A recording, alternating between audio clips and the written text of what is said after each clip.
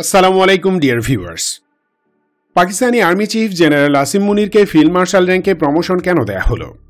কোনো একটা দেশ সলিড অ্যান্ড ইনক্রেডিবল কারণ ছাড়া কোনো সামরিক কর্মকর্তাকে অ্যাক্টিভ ফিল্ড মার্শাল প্রমোশন দেয় না। এর পিছনে সামরিক, কূটনৈতিক, রাজনৈতিক এবং প্রশাসনিক অনেক ফ্যাক্টর আছে। একজন ফিল্ড মার্শাল যখন বিদেশ সফর করেন তখন তাকে রিলেভেন্ট ডিপ্লোম্যাটিক ট্রিটমেন্ট দেওয়া হয়। ভাওতাবাজি করে কাউকে ফিল্ড মার্শাল বানালে কূটনৈতিক টানাপোড়েন সৃষ্টি হতে পারে। পাকিস্তান মিলিটারির সাথে America, Britain, Italy, Australia, Germany এবং স্প্যানিশ আর্ম ফোর্সেসের সাথে নিয়মিত ট্রেনিং এবং মিলিটারি ডেলিগেশন আদান প্রদান করা হয়। সেনাপ্রধান আমেরিকা সহ ওয়ার্ল্ড পাওয়ারদের সাথে নিয়মিত মিটিং করেন। সেখানে তাকে যদি ফিল্ড মার্শাল হিসেবে ট্রিট না করে তবে পাকিস্তানের জন্য তা হবে অসম্মানজনক। আর যদি এই পদায়ন সঠিক হয় তাহলে তিনি প্রাপ্য সম্মান পাবেন। সাম্প্রতিক পাকিস্তান ভারত যুদ্ধে পাকিস্তান আর্মি নিশ্চিত বিজয় পেয়েছে, কিন্তু একজন সেনাপ্রধানকে ফিল্ড মার্শাল র্যাঙ্কে প্রমোট করার জন্য 4 দিনের যুদ্ধই যথেষ্ট না। তাহলে কি পাকিস্তান সরকার ফকাবাজি করল? না, ফকাবাজি করেনি। 4 দিনের এই ফাইটে পাকিস্তান ডান্ডিয়ার এমন কিছু সমরাস্ত্র এবং সামরিক স্থাপনা ধ্বংস করেছে যা 1-1.5 মাসের যুদ্ধেও করা যায় না। পাশাপাশি সবচেয়ে গুরুত্বপূর্ণ হল পুরো স্ট্যান্ড অফ টাইমে বেশ কিছু সাহসী সিদ্ধান্ত নিয়েছেন তিনি, যা ওনার সাহসিকতার কারণেই সম্ভব হয়েছে। আর তার পুরস্কার হিসেবে তাকে ফিল্ড মার্শাল করা হয়। স্পেসিফিক্যালি সেই কারণগুলো কি তা দেখাই চলুন। They can take away the destiny of the country from us.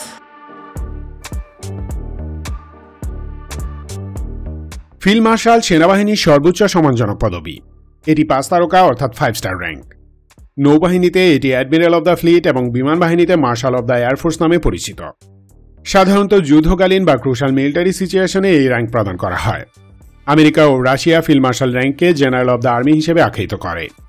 তবে বিশ্বের অনেক বড় বড় সামরিক বাহিনীতে এখনও ফিল্ড মার্শাল পদবি প্রচলিত আছে। ফিল্ড মার্শাল র্যাঙ্কের প্রবর্তন করা হয় 1736 সালে ফ্রান্সে। বর্তমানে বেশিরভাগ দেশ এই র্যাঙ্ক আনুষ্ঠানিক বা সম্মানসূচকভাবে প্রদান করে। সক্রিয় বা অ্যাক্টিভ প্রমোশন দেয় 10টিরও কম দেশ, পাকিস্তান তার একটি। দ্বিতীয় বিশ্বযুদ্ধের পর এই র্যাঙ্কের অ্যাক্টিভ ইউজ 99% কমে গেছে। লাস্ট ফিল্ড মার্শাল হয়েছেন কিং চার্লস, সেটাও আনুষ্ঠানিক। বর্তমানে জীবিত ফিল্ড মার্শাল আছেন 3 থেকে 6 জন। এ পর্যন্ত আনুমানিক 140 থেকে 150 জন অ্যাক্টিভ ফিল্ড মার্শাল র্যাঙ্ক পেয়েছেন।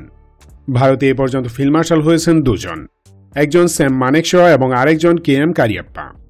পাকিস্তানে এতদিন একজন ছিলেন, তিনি হলেন field marshal Ayub Khan. Soviet union ভেঙে যাবার পর ডিরেক্ট যুদ্ধের জন্য কেবল একজনকেই ফিল্ড মার্শাল করা হয়, তিনি হলেন পাকিস্তানের আর্মি চিফ আসিম মুনির। এখানে একটি বিষয় না বললেই নয়, ফিল্ড মার্শাল প্রমোশন আদর্শ মিলিটারি র্যাঙ্কের মতো হয় না। কোনো মিলিটারি অফিসারকে ফিল্ড মার্শাল প্রমোশন দেওয়া হয় বিশেষ কিছু এক্সট্রাঅর্ডিনারি কৃতিত্বের জন্য। প্লাস এর সিলেকশন প্রসেস অত্যন্ত জটিল এবং কঠিন।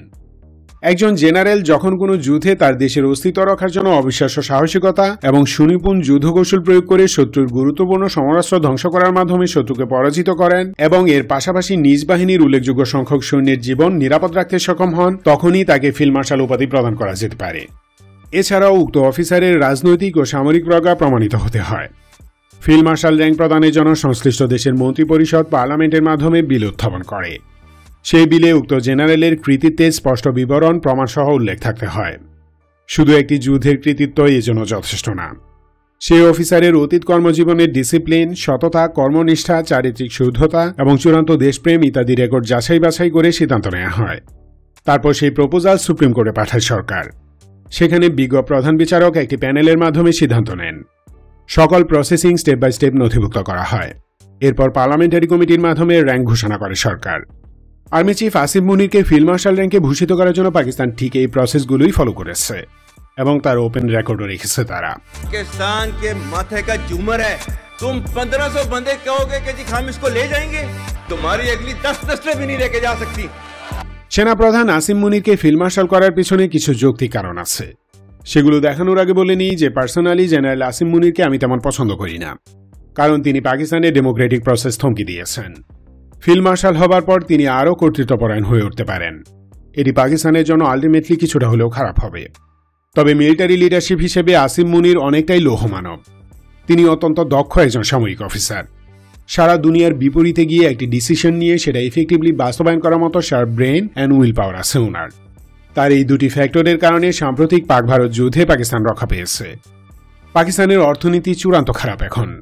2 সীমান্তে continuous threat, advanced western weapons হাতে নেই। সারা বিশ্বে এখানে সেখানে যুদ্ধ। বিপরীতে ডান্ডিয়া বিশ্বের 4th লার্জেস্ট ইকোনমি। সামরিক শক্তির দিক দিয়েও তারা 4 নম্বরে। যুদ্ধের সময় বাড়তি অস্ত্র কেনার জন্য অঢেল টাকাও আছে। কূটনৈতিক শক্তিতেও পাকিস্তান থেকে এগিয়ে তারা। এমন অবস্থায় একটা ফলস ফ্ল্যাগ এর অজুহাতে পাকিস্তানে কোঅর্ডিনেটেড স্ট্রাইক চালায় ডান্ডিয়া। আর্মি চিফ আসিফ মুনিরের নির্দেশে পাকিস্তান আর্ম ফোর্সেস চোখের পলকে ডান্ডিয়ান অ্যাটাক ঠেকিয়ে দেয়। তিনি যদি ইনস্ট্যান্ট দাঁত ভাঙা জবাব দেওয়ার সিদ্ধান্ত না নিতেন তাহলে অন্তত 3-4 হাজার পাকিস্তানি শহীদ হতেন। বিলিয়ন বিলিয়ন ডলারের আর্থিক ক্ষতি হতো। পাকিস্তানের 20-25% মিলিটারি পাওয়ার ভ্যানিশ করে দিত ডান্ডিয়া। এবার দিল্লির প্রস্তুতি এবং কূটনৈতিক দৌড়ঝাঁপ ছিল অস্বাভাবিক। কেউ যখন ভাবেনি তখন আসিম মুনির ভবিষ্যৎ দেখেছেন। তিনি অন্তত 5 দিন আগে উপলব্ধি করেন যে এবার ডান্ডিয়া টার্গেট আজাদ কাশ্মীরের ভূমি দখল করা। দিল্লির প্ল্যান ছিল কোল্ড স্টার্ট ডক্ট্রিন অ্যাপ্লাই করে পাকিস্তান আর্মির ইস্টার্ন ফ্ল্যাঙ্ক প্যারালাইজ করে দিবে। তারপর ওদিকে ওয়েস্টার্ন ফ্ল্যাঙ্ক অর্থাৎ আফগান বর্ডারে শুরু হবে আরেক কিয়ামত। তাকফির গোষ্ঠী একযোগে হামলে পড়বে। দুই দিকের যুদ্ধে পাকিস্তান আর্ম ফোর্সেস এবং ন্যাশন দুটোই মনোবল হারিয়ে সারেন্ডার করবে। এই ফাঁকে ডান্ডিয়ান মিলিটারি আজাদ কাশ্মীরের সীমান্ত বরাবর 10 থেকে 15 কিলোমিটার এরিয়া দখল করে নেবে।